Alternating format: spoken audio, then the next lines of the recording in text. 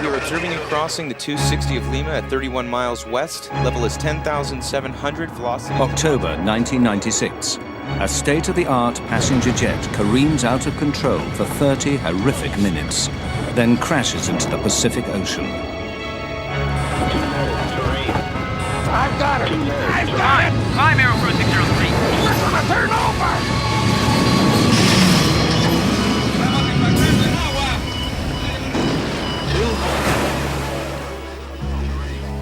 What could have brought down Aeroperú Flight 603?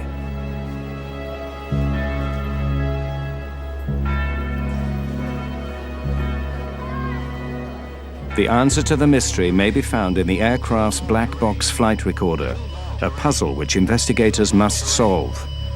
The story they uncover is how a simple human error set off a chain of events that ended in tragedy.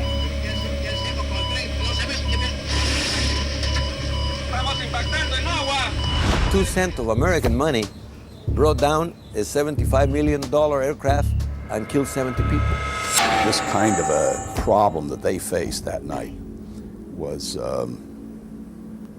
probably one of 10 over the last 20 or 30 years. You never lose hope immediately. You know, it takes time for you to get to that point that you will accept the fact that there's no people that got out of their life. We're gonna turn over!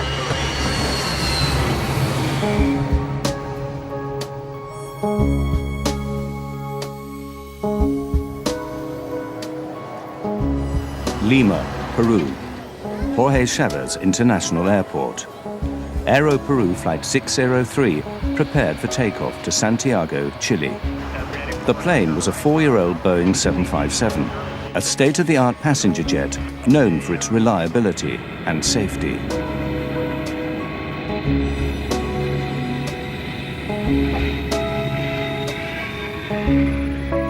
Aeroperú 603 was flown by 2 of the national airline's best pilots, Captain Eric Schreiber, 58, and First Officer David Fernandez, 42.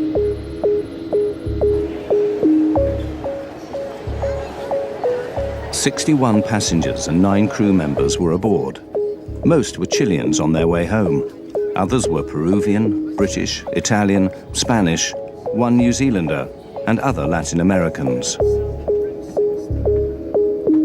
Among them, the brother-in-law and close friend of Mexico businessman Monas Albert.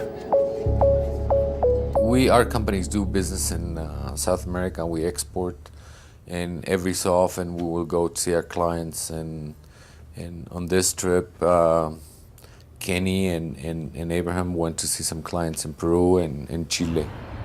I had a very good relationship with both of them. With my brother-in-law, of course, we were like brothers. I love the guy. He married my only sister, so we had a great relationship.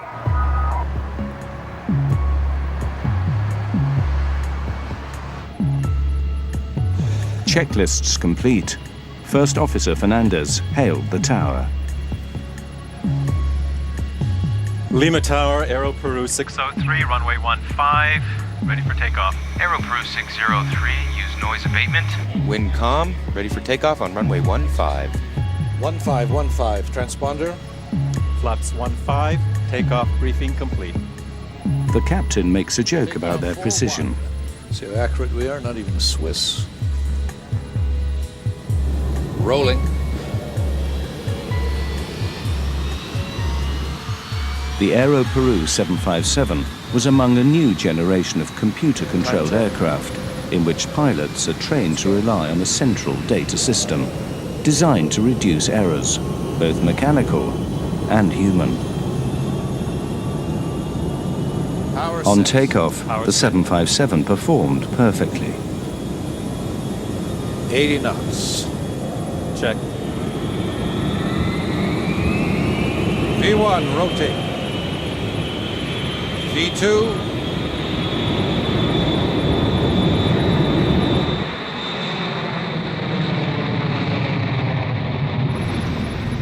Gear up. Right. Within moments, the pilots received a highly unusual V2 reading. plus 10. The altimeters are stuck. The altimeter indicates the height of the aircraft off the ground. It read 0, though they were obviously flying. The altimeters have stuck. Yeah, All of them. this is really new. Keep V2 plus 10. The 757 is equipped with 3 altimeters, one for pilot, one for co-pilot, one backup. All 3 were dead. Then they lost another crucial instrument, the airspeed indicator. The speed. Eh? The speed. What's going on? We're not climbing. No, I am climbing, but the speed. Hold it. Maintain speed. Aeroperú 603 left the lights of Lima, out towards the Pacific Ocean. With no airspeed or altitude instruments, the pilots were now flying blind.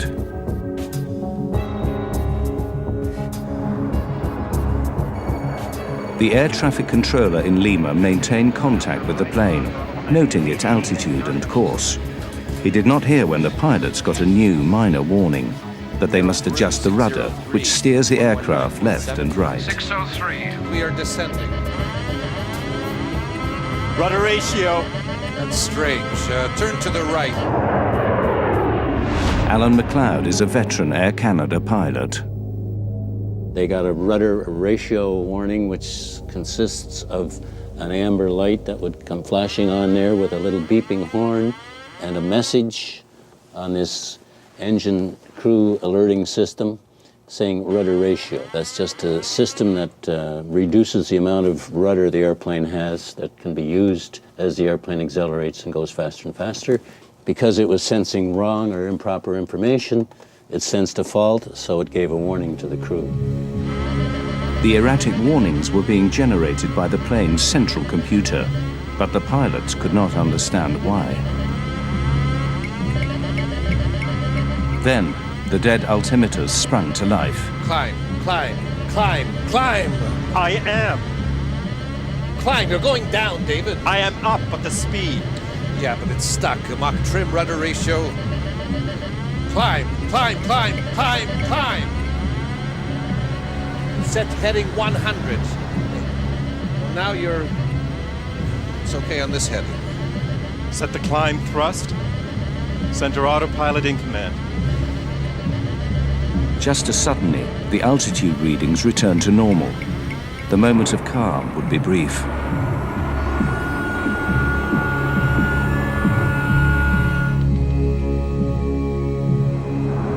Just 1 minute after takeoff, Captain Schreiber attempted to engage the autopilot to give them time to think. There is no command.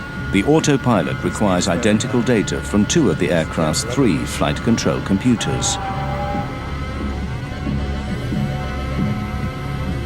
But Schreiber's instrument readings were so different from those of Fernandez, the autopilot disengaged. Then another alert.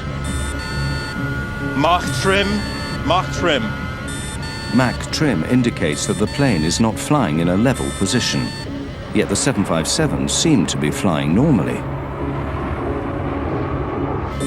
Let's go to basic instruments. Everything's going to hell. Mach speed trim is a system that trims the airplane. It changes the angle of the horizontal stabilizer in the back end of the airplane, and that has to be changed as the airplane accelerates to a higher speed. It was getting false indications, so they got a warning that they had an overspeed, which of course they didn't.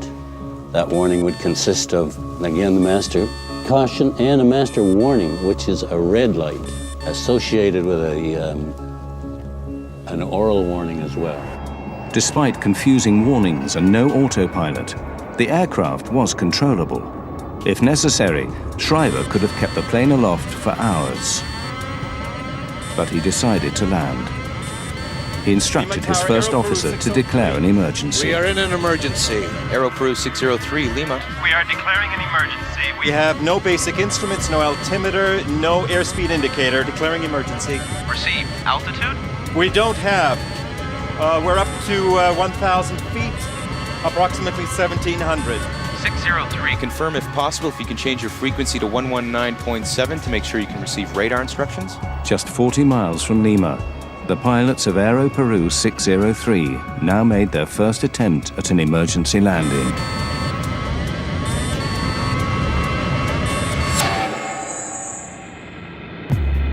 Puzzled by their problems, they began to suspect that the Aeroperú ground crew had tampered with the aircraft.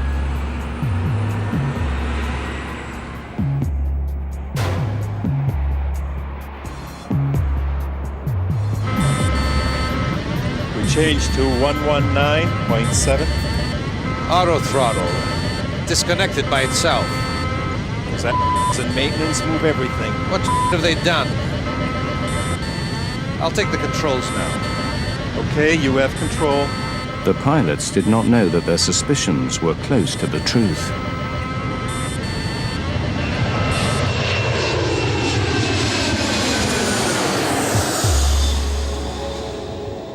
But there was no time to speculate further.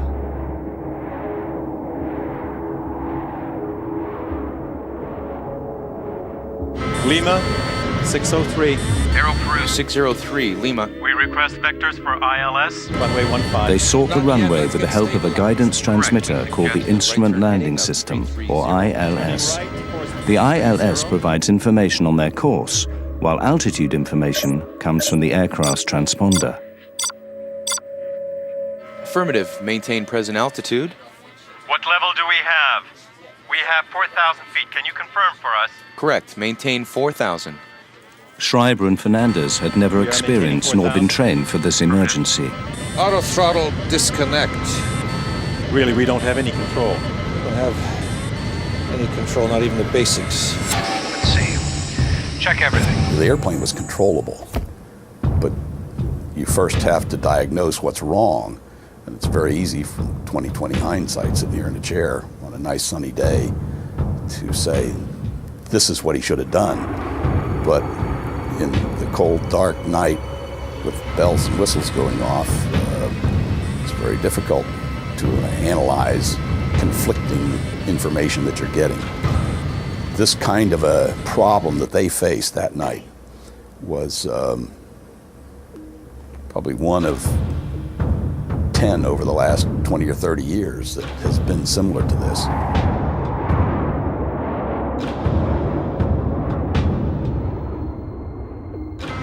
Over the dark Pacific Ocean, the pilots could not determine altitude nor speed by sight. They requested that the tower help guide them in. Responding. Airspeed is 0. All speeds. Right. Can you give us the airspeed, please, if you have us on the radar? Yes, affirmative. As of 10 seconds, It seems that you're climbing at level 6,000 at 22 miles south on heading 195. The air traffic controller's computers calculated a correct airspeed by measuring the plane's movement over the ground. Okay, we have that. We are on heading 190, and we have 7,000 feet on the altimeter. Yes, correct. You're now reaching 7,000. But neither the pilots nor the air traffic controller knew that the altitude indicated on the scope was incorrect. It was coming from the plane's erratic computer. The traffic controller would try to help the pilot, but he was receiving the wrong information on altitude. He was receiving a wrong indication from the captain's altimeter. The reason the air traffic control system was transmitting improper altitude readout information to the airplane was because the airplane's altimeter, through the air data computer, would send the indicated altitude that the airplane was experiencing down to the radar unit, and of course it was incorrect, and they would read it off their readout down in the air traffic control center and transmit it back to the pilots, and of course it was incorrect because they were getting incorrect information to begin with. Investigators would later discover that Aeroperú 603 was drifting downward, while the altimeters showed them at a near constant 10,000 feet. The passengers were as yet unaware of the drama unfolding in the cockpit.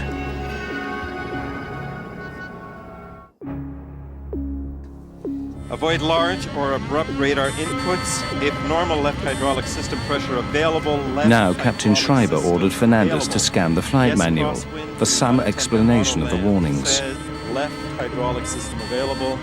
Yes, crosswind, do not attempt an auto land. In Lima, the air traffic controller continued to guide Aeroperú 603 back to the ground. Aeroperú 603, we are observing you now at level 9,200. What is your heading now? We're heading level 205. Affirmative. You are turning slowly to the right, correct? No, we are maintaining course to stay away from the coast. With incorrect altitude information being transmitted from the aircraft to the tower, they did not realize that the plane was descending.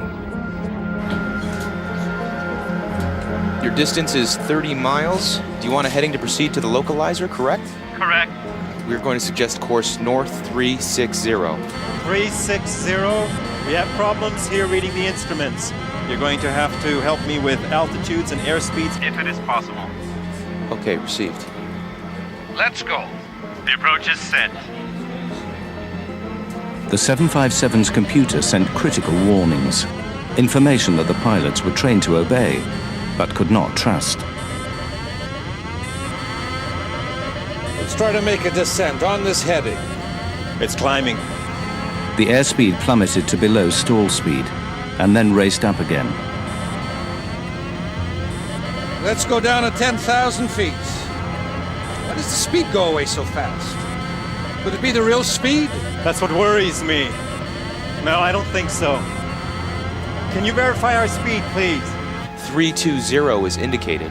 We have 350, but The no... engines are on idle, but we keep accelerating and accelerating. Okay, received. Nerves were now stretched tight.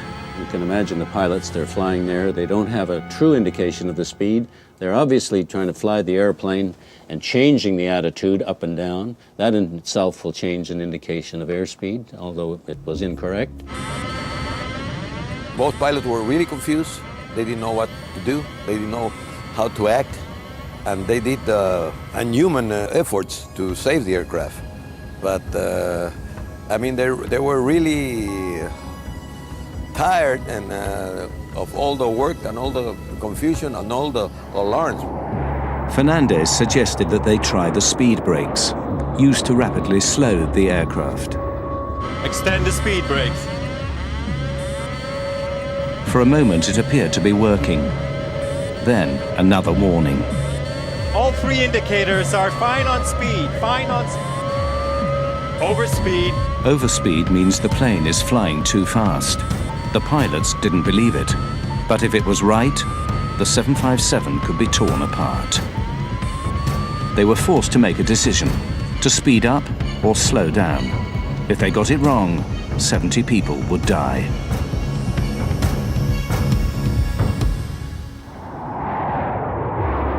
"15 minutes had passed since takeoff.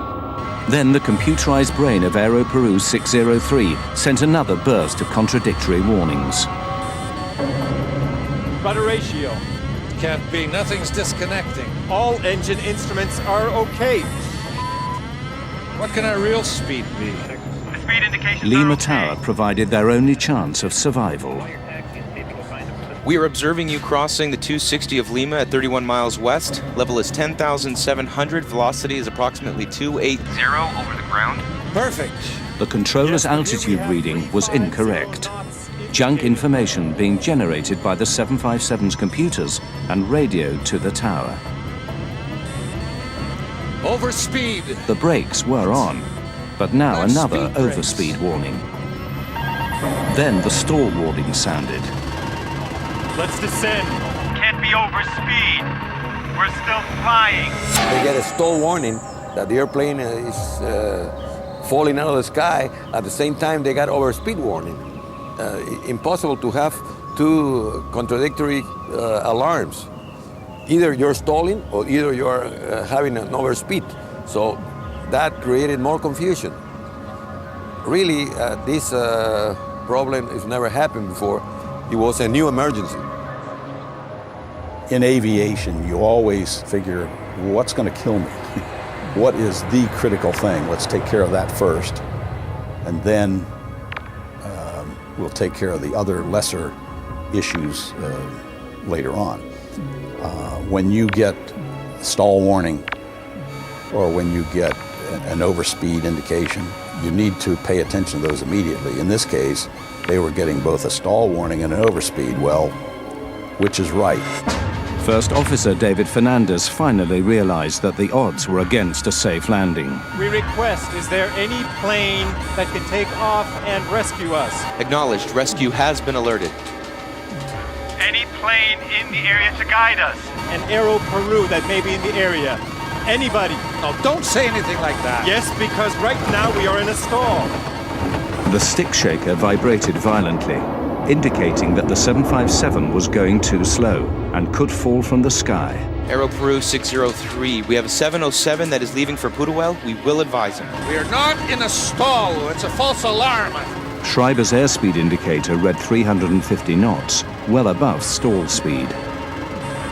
No, we have stick shaker. It has to be. But even with speed brakes and everything, we're maintaining 9,500 feet. Why aren't we getting the same reading?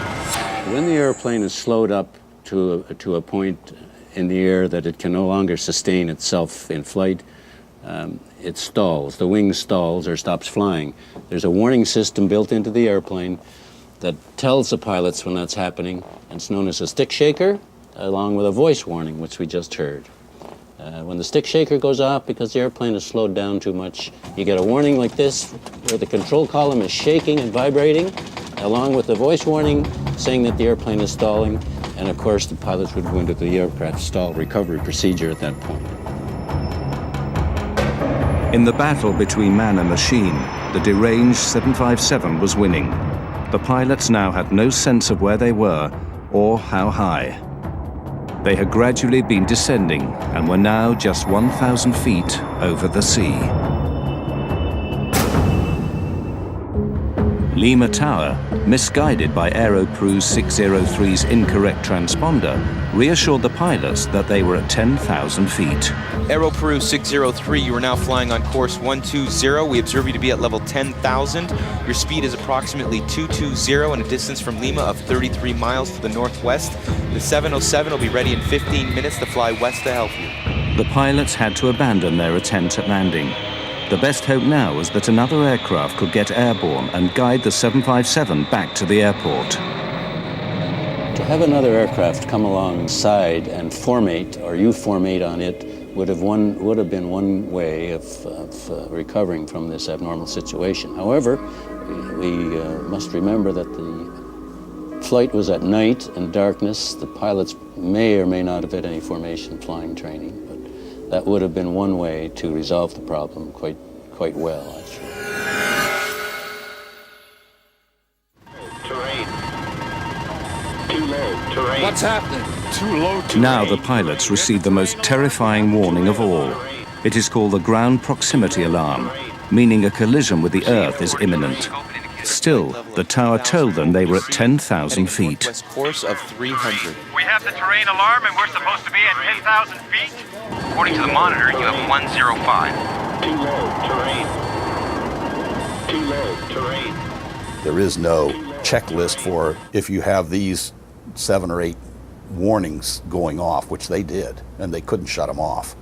It's a very rattling experience. I could play that tape for you, and you hear those things: whoop whoop, pull up, terrain, terrain, and all of these things going off, and the stick shaker. Brrr. It's a very unnerving environment. All the computers are going crazy here. Schreiber turned the aircraft toward the sea, away from a possible collision with a mountain or skyscraper. Too low, terrain. Too low, terrain. Despite the erroneous warnings, the terrain alarm was correct. There's a system on board the aircraft called the ground proximity warning system, and it senses a rate of descent in the airplane. The irony of the situation was they were getting warnings from that saying too low, terrain, terrain, too low. That probably, in all probability, was a true warning. But because they'd been subjected to so many warnings and ongoing false warnings, horns, bells, and whistles, that they didn't really, I don't think, react to that too matters too seriously. The air traffic controller noted Aeroperú's new course, away from Lima. Aeroperú 603. We observe you initiating a left turn to the west. I don't understand you. We observe you turning to the left, circling to the west. Affirmative, we are heading 250, but we are going out towards sea because of the low terrain alarm. The tower confirmed that the 757 had turned away from the airport, out toward the open Pacific. Yes, affirmative. We observe you 42 miles, flying to the west, course 250. We are over water, aren't we? Affirmative. Over the water. You are 42 miles to the west. Now in darkness and heavy haze, the pilots had another problem with their speed. Are we going down now? We have 370 knots. Are we descending now? We are showing the same speed. You have 200 knots Speed approximately. Speed 200 knots. 220 ground speed, reducing speed slightly. The pilots were stunned. 200 knots was precariously close to a stall speed. Damn, we're gonna stall right now. Let's go up. Let's see. Let's go up here. The two men struggled with the deadly situation. A computer that warns them of flying too fast, too slow, and too low all at once.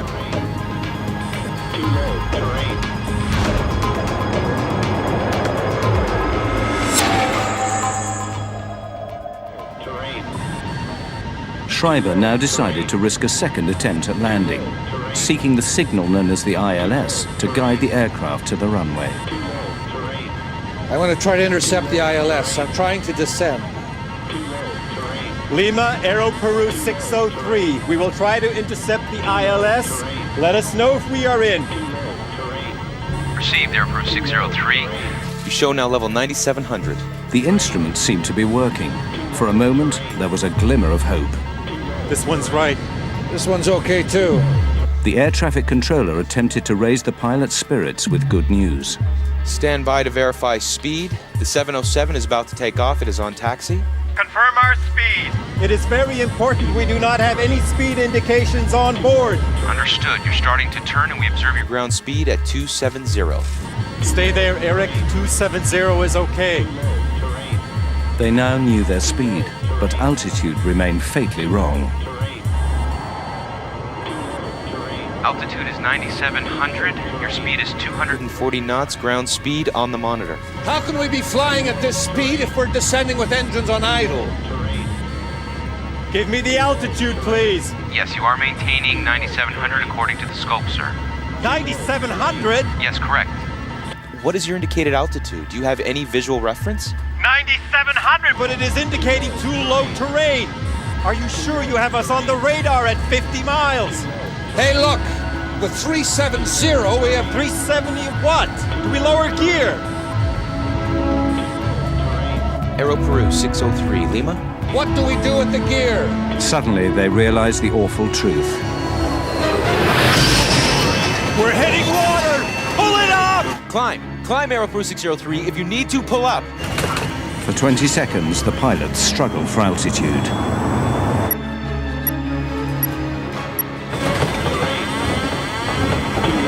I've got it! I've got it! We're gonna turn over!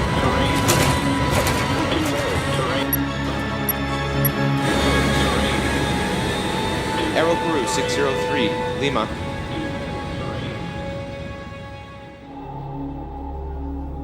Aeroperú 603, Lima.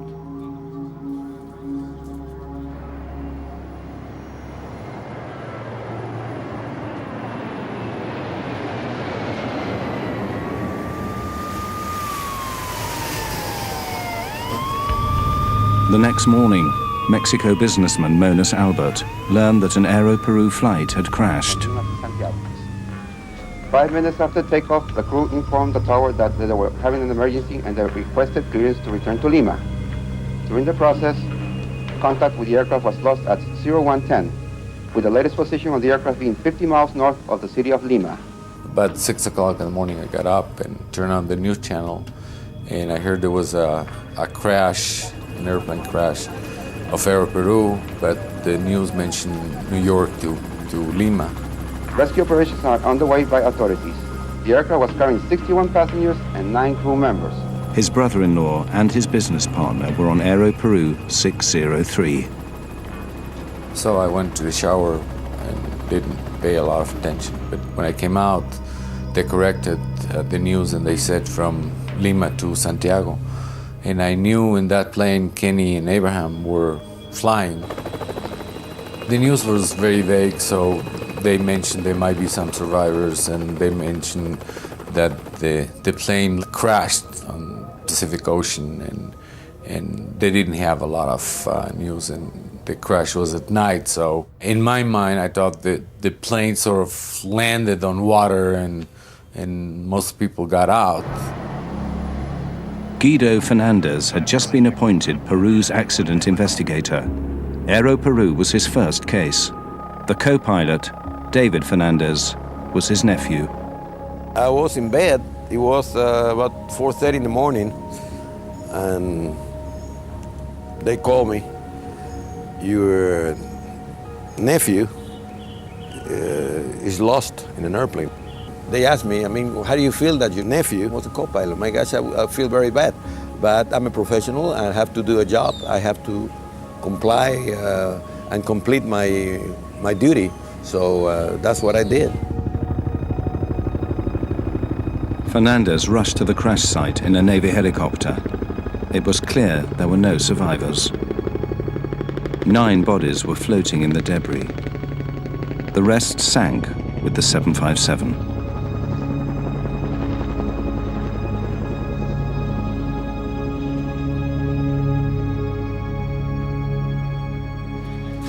Fernandez met with the air traffic controller at Lima Tower.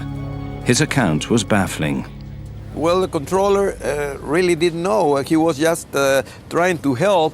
So he did all he could to help him. But unfortunately for him, it was a new emergency too.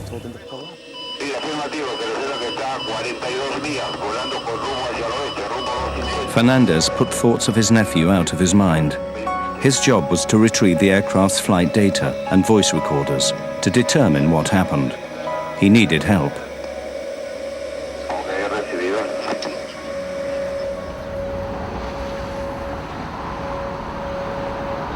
Fernandez contacted the National Transportation Safety Board in Washington, D.C., the world's leading agency for air accident investigation. They had found the aircraft. It was pretty well documented by radar. The Navy, the Peruvian Navy, had gotten a fix on the flotsam and the wreckage in the ocean. And the only thing left to do was find it on the bottom of the ocean, which they did not have the facilities for. Rodriguez flew to Lima to join Guido Fernandez's effort to find answers. I found out that his nephew was the first officer. I suggested that perhaps they should consider removing Captain Fernandez from the investigation because of emotional involvement and what have you.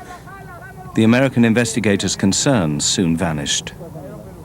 He was very objective, I would say an excellent investigator, considering that it was, and not a distant nephew, it was his very close relative. He did an outstanding job. The black box in the Boeing 757 can emit a locator beacon for 30 days before batteries run dead. The US Navy provided underwater remote-operated vehicles to survey the debris field, seeking the black boxes.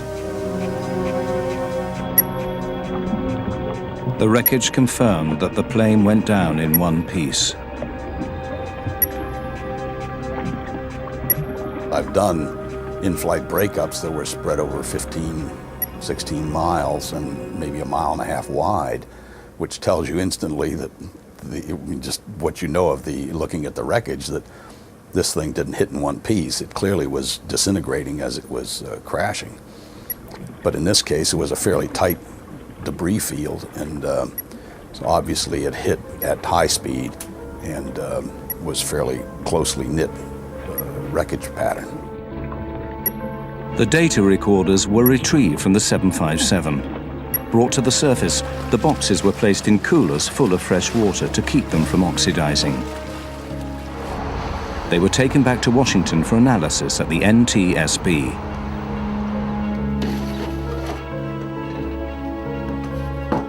The cockpit recorder could offer the evidence investigators sought. Every word spoken by pilots Schreiber and Fernandez, and every unnerving alarm, was recorded on audio tape. The recorded voices were faint, sometimes hard to make out, but the chaos in the cockpit rang through with chilling clarity. Too low terrain. Too low terrain. Too low terrain.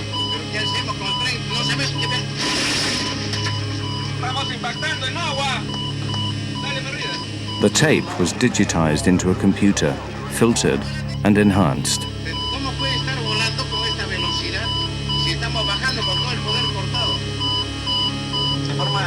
Now investigators had the clue they'd been looking for.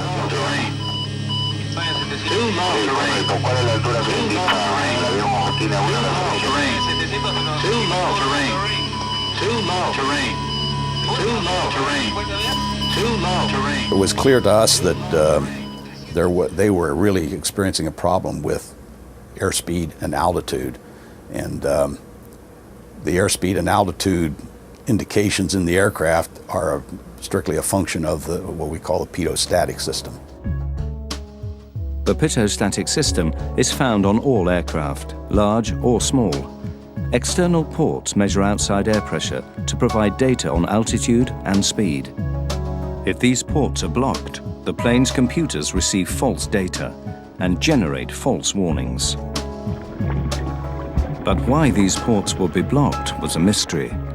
Robotic vehicles searched for the missing piece of the puzzle. What they found stunned investigators. Captain Schreiber's static port was completely blocked with tape. Investigators now learned what happened. Just before Aeroperú 603 lifted off from Lima, maintenance workers cleaned the aircraft. A worker covered the static ports with tape to protect them. This is standard procedure. But he forgot to remove the tape. It was a small oversight with catastrophic results. The taping was never removed, and when the airplane departed and started to fly, nothing but trapped static sea level air pressure was sensed by those instruments. And as a matter of fact, the airplane was climbing up in thinner air, and the information presented on the instruments and to the air data computer was false, which generated just totally non-normal readings. The inspector who was supposed to quality check his work did not do it.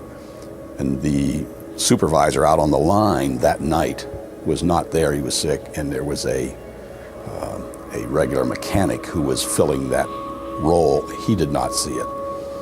And the captain or the pilot, in this case the captain did the pre-flight. They do a walk around looking for just that kind of thing. The captain did the pre-flight that night, and he did not detect it either. A little piece of paper with glue caused an accident. But the paper and the glue are not to blame. Humans are to blame, because humans use that tape in the wrong place for the wrong purpose. Another accident, shockingly similar to Aeroperú 603, had happened just 8 months earlier to another 757.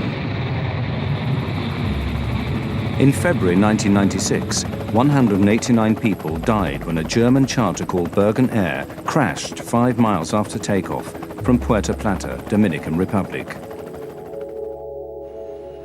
The NTSB assisted in the investigation. A survey of the wreckage revealed that one pitot tube, the other critical part of the pitot-static system, was blocked. As with Aeroperú 603, night was the pilot's worst enemy. The Bergen Air pilot flipped the plane upside down before crashing into the sea.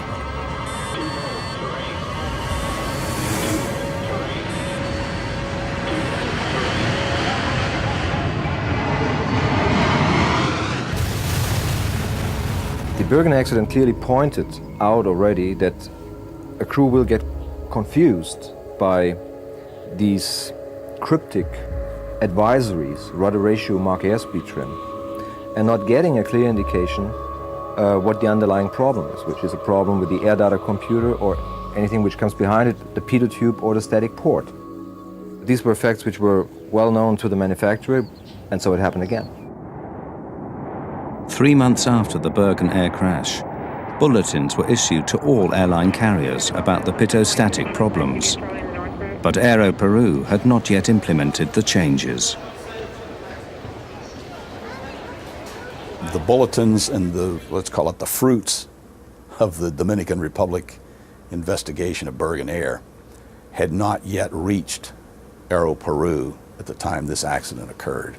The Peruvian government very correctly made a point of that in their report on the accident, saying that they should have given more impetus to those recommendations to get them out to the industry quicker.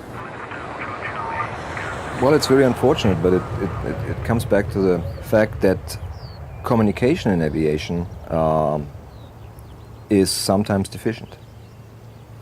There is not that high level of exchange of information between different operators, as they are all competitors.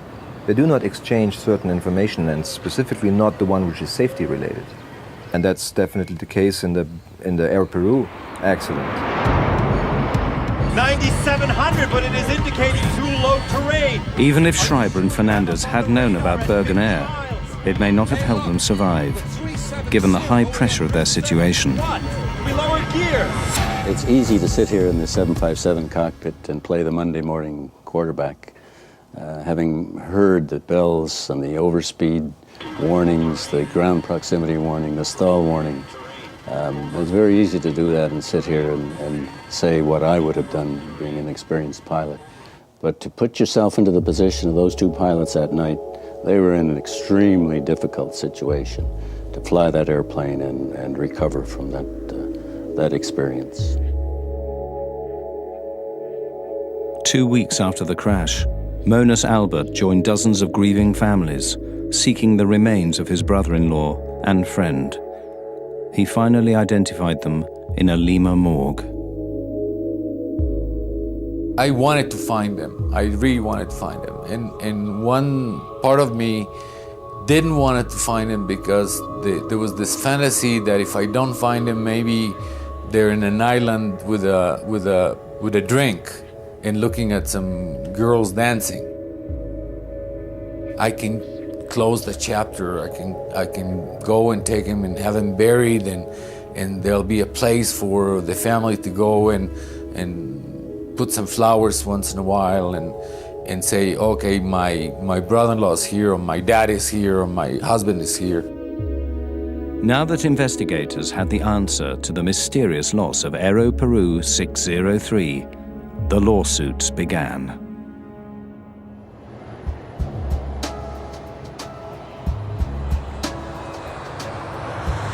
In November 1996, a Miami lawyer took on the case on behalf of 41 passengers and crew, arguing that the manufacturer, Boeing, was liable for the accident. Boeing has to foresee the misuse of their product. In other words, the manufacturer of a product is legally liable for the foreseeable misuse of their product, if it can be corrected. In other words, Boeing builds the airplane with potential hazard in it. That hazard is that in order to clean the airplane, you have to cover the static port. And if you don't take it off, the airplane can crash. I wanted them back. And since I couldn't get them back, at least I wanted the wives of the victims to get compensated. How much is that worth? I don't know. I didn't know. Abraham had 3 daughters, and now they don't have a father. So what is the compensation? The best compensation, if can be done, is get them back. Give them life back again. But because that is not possible, then the other possibility is to get a monetary compensation. And then you fight for the best compensation you can get. Boeing argued that Aeroperú was at fault, not its 757. An Aeroperú worker taped the static port, which is marked with clear warnings. Boeing also blamed Captain Eric Schreiber. It was his job to visually inspect the aircraft before taking off. But investigator Richard Rodriguez can understand how Schreiber overlooked the tape on the static port.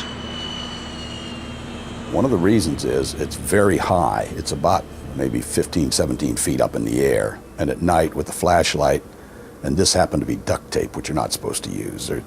They specify the tape, and it was duct tape, which is silver. So it would not distinguish itself against the background of the fuselage of the aircraft. So basically 3 or 4 people failed to detect the tape on the aircraft prior to departure. As the search for blame continued, the worker who taped the ports was jailed for his negligence. Lawyers, you know, sometimes they confuse matters, and they send a guy and ask people questions and ask questions, and the one that stuck the tape was the painter. Was the lowest cultured and the one that knew less about what could happen. And the judge resolved that he was the one responsible, and he was in jail. So that you don't lose the airplane because a maintenance man making $2 an hour down in Peru makes a mistake. It's foreseeable that that kind of a person is going to make a mistake. That's human nature, they're going to make a mistake. And you build your system so you don't lose your $50 million airplane because a maintenance guy makes a simple mistake. Schreiber and Fernandez were also scrutinized. Veteran pilot Alan McLeod believes that in their situation, he would not have attempted to land. He would have continued to fly for as long as he could, with the plane angled upwards slightly and the speed set just above cruise. Experience has shown that if you don't fly the airplane when you're experiencing an abnormal situation, and they certainly were, you must fly the airplane. Just concentrate on flying the airplane and get the airplane under control, first and foremost. Are we going down now? We have 370 knots. If you don't do that, the airplane's going to bite you, and you're going to end up in more serious situations. So I would fly the airplane, make sure I was able to fly it safely, if only by using the attitude direction indicator and normal power settings that I was familiar with, and then eventually work my way back and get it on the ground. Pilots call it flying by numbers, relying not on computers, but on basic aviation and human instinct. It always becomes a problem when pilots are reduced to be push-buttonists. The man-machine interface has to work, and has to work as humans are to operate these airplanes. They have to be designed appropriately for the use of a human being. Of course, you can put in all digits and numbers and computer gimmicks, and you can, but still it's man who has to operate and survey it. And I believe a human being should be in charge. In 1999, Boeing and Aeroperú decided to settle the lawsuits out of court. Families and loved ones received an exceptional settlement, averaging $1 million US per victim. The damages were high because of the terrible way the passengers and crew on Aeroperú died. We were able to show that a lot of the people were alive. In a crash like this, a lot of the people would survive the crash and then died of drowning. There was no question in our minds that the people suffered terrible terror and pain when this happened to them. They were horrified. They were awake. They knew what happened. The disaster helped sink Aeroperú. Combined with increased competition and rising debt, the national airline went bankrupt in 1999. Boeing increased training on pitot-static problems and issued new regulations about unapproved static port covers. Since 1996, there has not been another pitot-static failure like the one on Aeroperú 603. The designers of these products and the manufacturers of the products know that they have to take safety into account. They have to, of course, they do that because they know it's the right thing to do.